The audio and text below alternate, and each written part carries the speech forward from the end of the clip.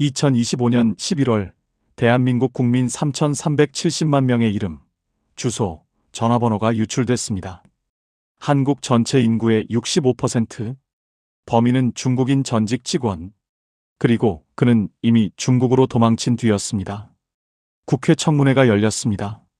하지만 회사 창업자 김범석은 나타나지 않았죠. 미국 시민권자라서 한국 국회에 출석할 의무가 없다는 이유였습니다.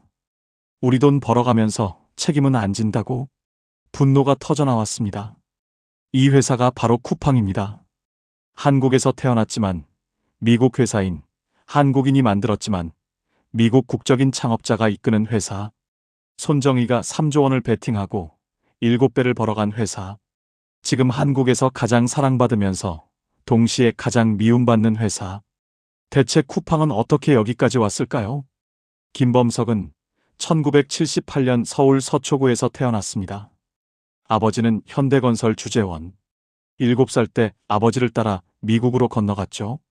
미국에서 자란 그는 공부를 잘했습니다. 미국 10대 명문 사립고 디어필드 아카데미를 거쳐 하버드 대학교 정치학과에 입학했죠. 그런데 이 하버드생은 공부만 한 게 아니었습니다. 1998년 대학교 2학년 때 그는 잡지를 만들었습니다. 커런트라는 대학생용 시사 잡지였죠.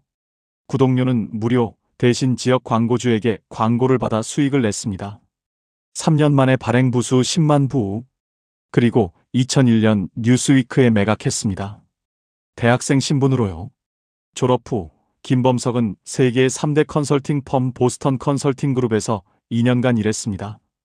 그 후 또 잡지사를 창업해 매각했죠. 그러다 2009년 그의 인생을 바꿀 곳에 입학합니다. 하버드 비즈니스 스쿨 MBA 과정이었죠. 거기서 그는 한 비즈니스 모델을 발견합니다. 그룹폰. 공동구매 서비스로 미국에서 폭발적으로 성장하던 소셜 커머스였습니다. 한국에는 아직 이게 없다. 김범석은 MBA를 중퇴하고 한국행 비행기에 올랐습니다. 2010년 8월 10일 쿠팡이 세상에 나왔습니다. 창업 멤버는 7명. 하버드 동문들과 함께였죠. 처음엔 반값 쿠폰을 파는 소셜 커머스였습니다. 음식점 할인권, 공연 티켓 같은 것들이요. 첫 달 매출 1억 원. 그런데 8개월 뒤 매출은 100배가 됐습니다. 1년 만에 직원 7명이 300명으로 불어났고 2년 만에 손익분기점을 넘겼습니다. 2011년에는 네이버 연간 검색어 1위에 오르기도 했죠. 그런데 김범석은 불안했습니다. 소셜 커머스 시장에 경쟁자들이 우후죽순으로 생겨났거든요. 티몬, 위메프. 진입 장벽이 너무 낮았습니다. 누구나 따라할 수 있는 사업이었죠. 김범석은 생각했습니다. 이대로는 살아남을 수 없다. 2014년 김범석은 도박에 가까운 결정을 내립니다. 소셜 커머스를 버리고 이커머스로 전환하겠다는 것이었죠. 단순히 물건을 파는 게 아니라 직접 물류센터를 짓고 배송까지 하겠다는 계획이었습니다. 당시 한국 이커머스 시장은 지마켓, 옥션, 11번가가 지배하고 있었습니다. 이들은 판매자와 구매자를 연결만 해주는 오픈마켓이었죠. 김범석이 꿈꾼 건 달랐습니다. 아마존처럼 직접 물건을 사들여 재고를 쌓고 직접 배송하는 모델. 엄청난 자본이 필요했습니다. 그해 세쿼이아 캐피탈에서 1억 달러, 블랙록에서 3억 달러를 투자받았습니다. 1년 동안 4억 달러. 한국 스타트업 역사상 전례 없는 규모였죠. 2014년 쿠팡은 로켓 배송을 시작했습니다. 밤 12시 전에 주문하면 다음 날 새벽에 배송. 한국 이커머스 역사의 한 획을 그은 순간이었죠. 당시 온라인 쇼핑 배송은 보통 3에서 5일이 걸렸습니다. 쿠팡은 이걸 하루로 줄여버렸습니다.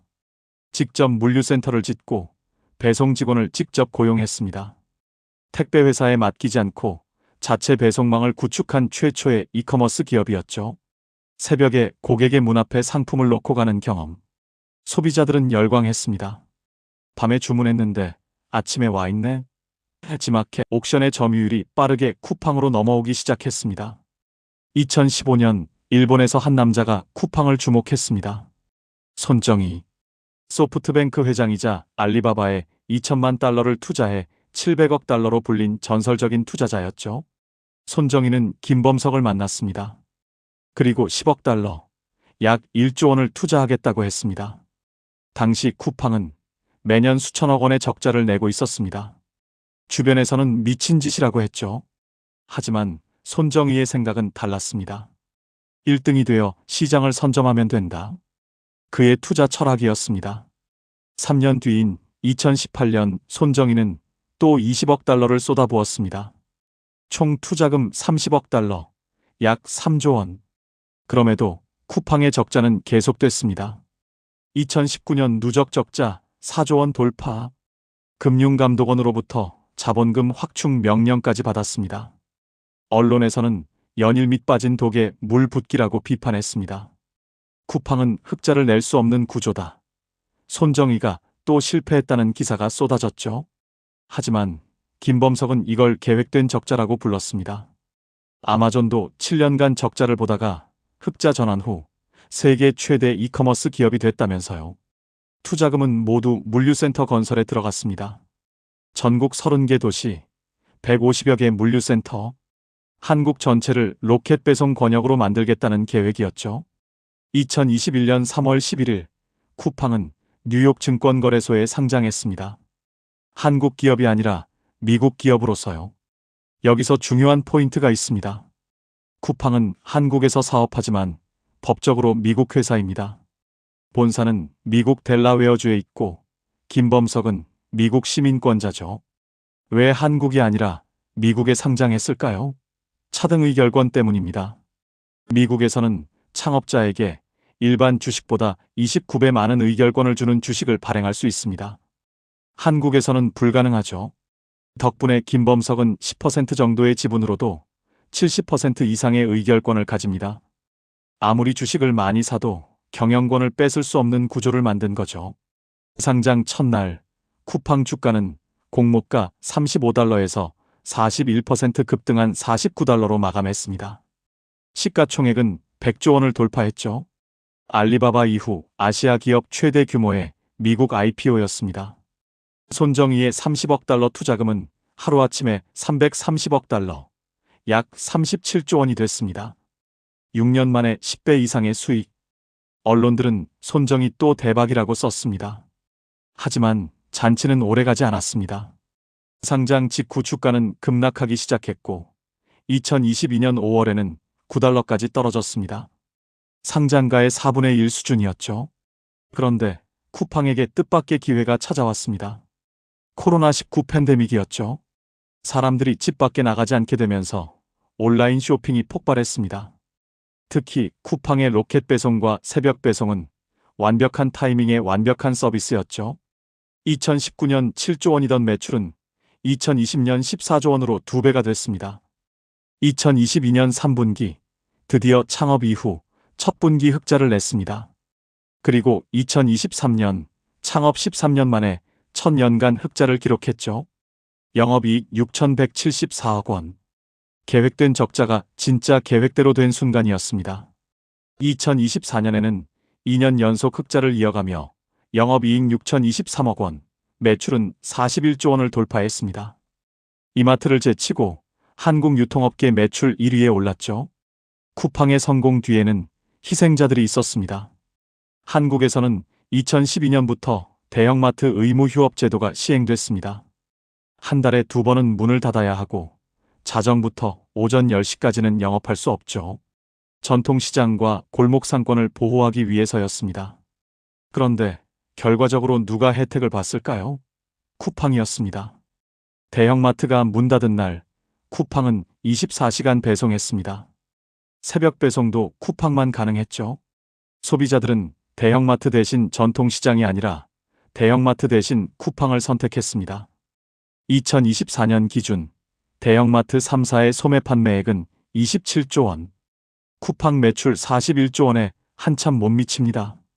더 큰 문제는 노동자들이었습니다. 2020년 쿠팡 물류센터 노동자가 과로로 사망했습니다. 근무 6개월 만이었죠. 근로복지공단은 산업재해를 인정했습니다. 2021년 6월 이천 물류센터에서 대형 화재가 발생해 소방관 1명이 순직했습니다. 그리고 2025년 12월 충격적인 사실이 밝혀졌습니다. 2020년 과로사 사건 당시 김범석이 그가 열심히 일했다는 기록이 남지 않도록 하라고 증거 은폐를 지시했다는 정황이 보도된 겁니다. 쿠팡은 심지어 산재 인정을 취소해달라는 행정소송까지 냈습니다. 이미 인정된 산재를 뒤집으려 한 거죠. 그리고 2025년 11월 초대형 사건이 터졌습니다. 3,370만 명 개인정보 유출. 중국인 전직 개발자가 퇴사 후에도 시스템 접근 권한이 살아있는 걸 이용해 고객 정보를 빼돌린 겁니다. 이름, 주소, 전화번호가 고스란히 유출됐죠. 문제는 쿠팡의 대응이었습니다. 정부 합동조사 전에 자체 조사 결과를 먼저 발표했고 유출 규모를 3,000명이라고 축소했습니다. 실제로는 3,370만 명이었는데요. 국회 청문회가 열렸지만 김범석 의장은 불출석. 미국 시민권자라 한국 국회에 출석할 의무가 없다는 이유였습니다. S&P 글로벌은 쿠팡의 ESG 점수를 100점 만점에 8점으로 평가했습니다. 사실상 낙제입니다. 쿠팡은 한국 기업인가? 외국 기업인가? 이 질문이 핵심이었죠. 본사는 미국, CEO는 미국 시민권자, 뉴욕 증시 상장. 하지만 매출의 95% 이상은 한국에서 나옵니다. 직원 5만 명이 한국에서 일하고 세금도 한국에 냅니다. 한쪽에서는 말합니다. 한국에서 돈 벌면서 책임은 지지 않는 외국 기업이다. 다른 쪽에서는 말하죠. 5만 개의 일자리를 만들고 물류 혁신을 이끈 기업이다. 공정거래위원회는 쿠팡을 시장 지배적 사업자로 지정하는 방안을 검토 중입니다. 온라인 플랫폼 공정화법 논의도 본격화됐죠. 손정희는 어떻게 됐을까요? 그는 2021년부터 쿠팡 주식을 꾸준히 팔고 있습니다. 2025년에만 2조 2천억 원어치를 매각했죠. 총 투자금 30억 달러의 1.9배 이상을 이미 회수했습니다. 남은 지분은 약 17%, 한때 37%였던 것과 비교하면 절반 이하로 줄었습니다. 한국의 규제 환경이 불확실해지면서 손정희가 리스크를 줄이고 있다는 분석이 나옵니다. 노동 이슈, 플랫폼 규제, 개인정보 보호법 강화, 쿠팡에게 불리한 정책들이 잇따라 추진되고 있으니까요. 2026년 1월 현재 쿠팡의 주가는 약 23달러입니다. 52주 최고가 34달러에서 30% 이상 빠졌고 상장 첫날 종가 49달러와 비교하면 반토막입니다. 시가총액은 약 420억 달러, 한화로 약 58조 원. 개인정보 유출 사태 이후 주가가 급락했죠. 애널리스트들의 목표가는 평균 34달러. 현재 주가보다 40% 이상 높지만 한국에서의 규제 리스크가 변수입니다. 국민연금도 쿠팡 투자 배제를 검토 중이라고 밝혔습니다. ESG 기준에 미달한다는 이유죠. 쿠팡의 이야기는 한국 사회에 불편한 질문을 던집니다. 우리는 새벽 배송의 편리함을 누리면서 그걸 가능하게 하는 노동자들의 처우에 대해 얼마나 생각했을까요? 우리는 최저가를 검색하면서 그 가격이 골목 상권과 대형마트에 어떤 영향을 미치는지 고민했을까요? 쿠팡은 소비자가 원하는 걸 줬습니다. 빠르고 싸고 편하게. 그 대가로 무엇이 희생됐는지는 나중에야 보이기 시작했죠. 2010년 직원 7명으로 시작한 쿠팡. 2015년 손정희가 1조 원을 베팅한 쿠팡. 2021년 뉴욕 증시에서 100조 원 가치를 인정받은 쿠팡. 2024년 한국 유통업계 1위에 오른 쿠팡. 2025년 3,370만 명 개인정보 유출로 국민적 공분을 산 쿠팡. 15년 동안 쿠팡은 한국인의 쇼핑 습관을 완전히 바꿔놓았습니다. 내일 도착이 당연해졌고 새벽 배송이 일상이 됐죠. 지금 이 순간에도 쿠팡 물류센터에서는 수천 명의 노동자가 상품을 분류하고 있고 새벽 거리에서는 배송 트럭이 달리고 있습니다. 그리고 김범석은 여전히 한국이 아닌 어딘가에 있습니다. 한국의 아마존이라 불리지만 한국 회사는 아닌 기업. 한국인이 만들었지만 한국 국적이 아닌 창업자가 이끄는 기업. 사랑과 미움을 동시에 받는 이 회사의 다음 장은 어떻게 쓰여질까요?